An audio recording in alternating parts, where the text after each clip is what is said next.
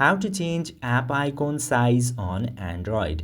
Now, if you want to change your app icon size on Android, just simply go to your home screen and from there tap into your screen for a while. Then this setting option will appear at the very bottom right. Simply tap to settings and go over this page. Now you will get a lot of options, and in the very top you will get the option of app size.